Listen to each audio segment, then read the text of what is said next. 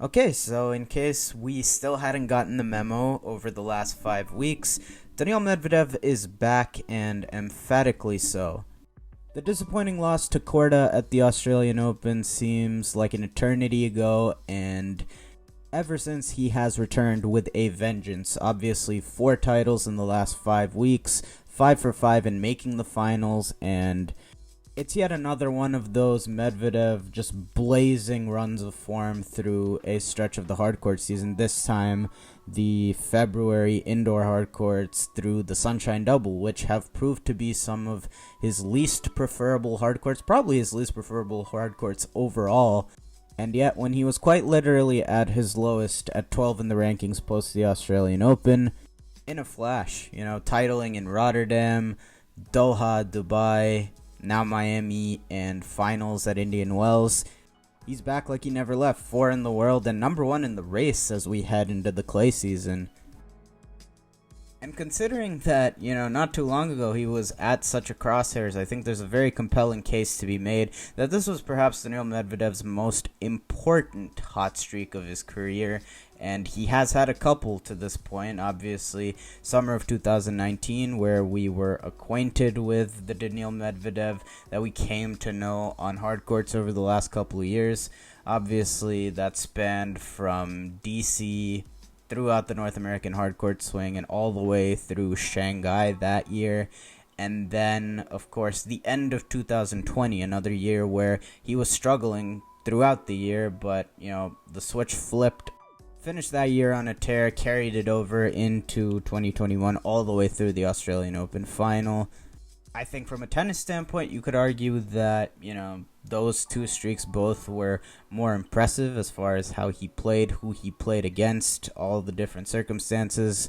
But obviously, these circumstances coming into this streak were, less than ideal. A well-documented year-long struggle with a multitude of things throughout 2022.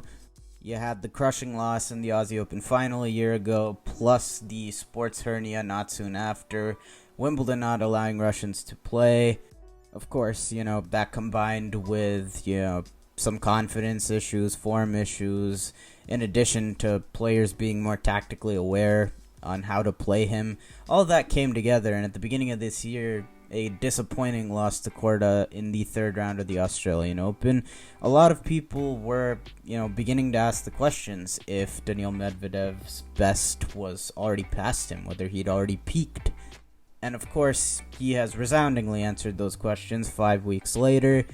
He has turned what looked to be a disappointing start to the year into what is, statistically at least, by win percentage and titles won, his most successful start to a season to date.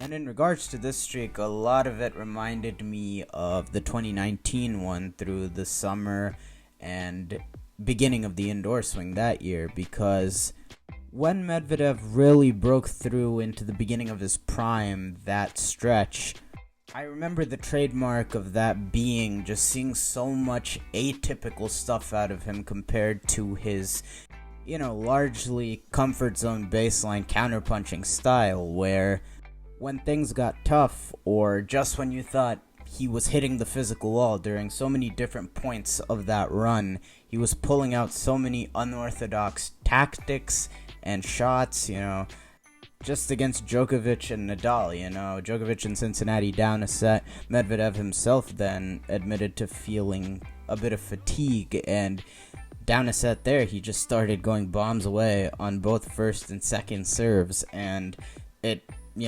shouldn't have worked, but it ended up bringing him all the way back in that match.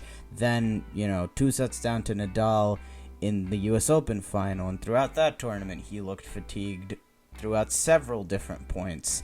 And, maybe you thought he hit the wall then, but all of a sudden, a guy who has never been known for his volleys, and I believe he came into net over 60 times in that match, and throughout the second half of that match, as he turned it around, with this net barrage, you were wondering where have these volleys come from, because he's a guy where, again, the net has never been his strong suit.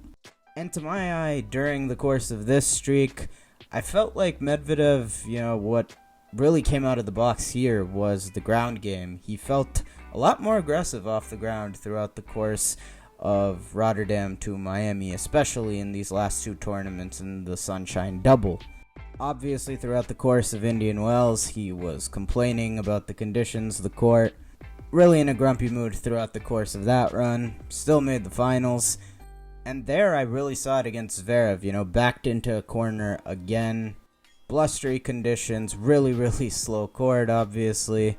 And those are the conditions where Zverev, with, his ground game, his first serve, his movement, he can be a real nuisance to play. And Medvedev, he easily could have checked out at the beginning of the second set, down a set in that match.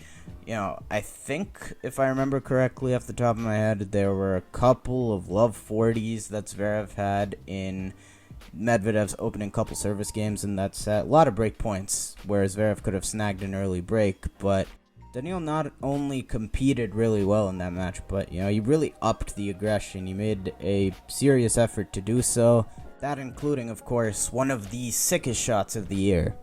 His backhand, as always, is such a tricky shot to deal with, and it's really as hard a shot to break down as there is in the game, but what's impressed so much was the forehand to me, and even further in that match, once he picked up that injury, taking a nasty spill, rolling over his ankle, you really got to see all the elements and everything he can bring to the table.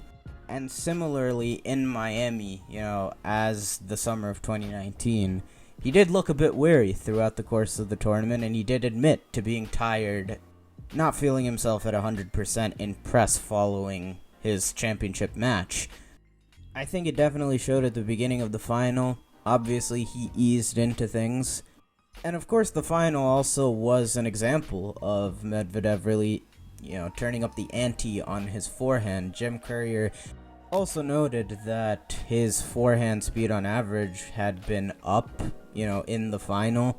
Already has, historically had a really advantageous matchup against Jannik Sinner, 5-0 coming into the final, and I did feel like you could sort of toss that out the window because all 5 of those matches had been on indoor hard courts, and Miami had been, Jannik Sinner's favorite tournament, I think, to this point, having made 2 finals there. But really nothing changed from, the dynamic of their head-to-head so far. Medvedev really never gave Sinner any room to breathe. Much like the last 2 sets of the Rotterdam final, it really looked like Medvedev had, Sinner in a chokehold from the back of the court. Really felt like Sinner was getting desperate to find a way through him in this match, and Daniil, in response to, why he might have been going bigger, said that he felt like he didn't want to give Jannik the time to really tee off the ground. Also, he's made note of his switch in strings this year to, attempt to give him a bit more pop and perform better in slow conditions. Obviously, the early returns have been really good on that front.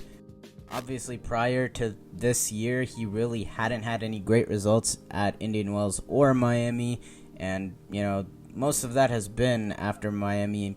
At least to my eye, I feel like it has quickened up after moving venues from Crandon Park to now around the Dolphins facility and Hard Rock Stadium. I've always felt that Medvedev does have the ability to, perform well relatively on all surfaces. I think he could very well be a pretty easy perennial, second week guy at both the French and Wimbledon.